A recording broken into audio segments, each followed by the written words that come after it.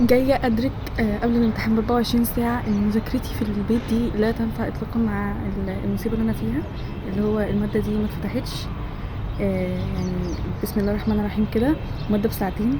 فانا قررت ايه، هاخد عزالي ماشي معايا، ولميت كل عزالي في الشنطه دي، وهروح بيت ربنا اشوف بقى ايه هناك، اعرف الم ايه من الماده دي، ونحاول كده نلجأ لله.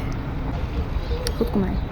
وخدت من عزالي اللانش بوكس برضو علشان هو هينفعنا في الليله ديت، عشان احنا ليلتنا طويله النهارده. ف ليتس جو.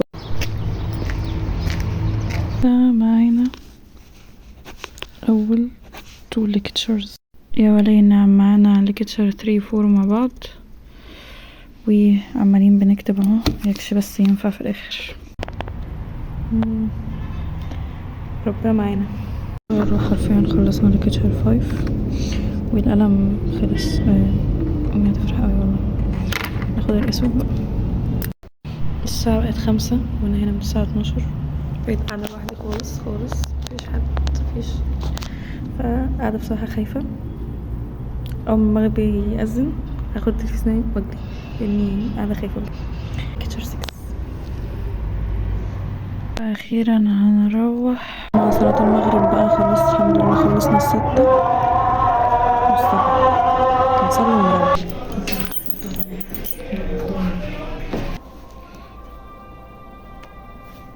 الله ان شاء الله الدكتورة تنسى اخر 3 محاضرات. يا رب يا رب يا رب.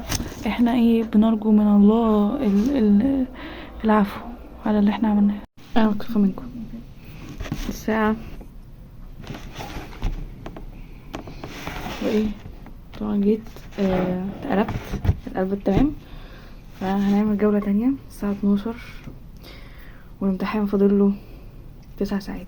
9 ساعات على الامتحان، وفاضل لنا 6 محاضرات.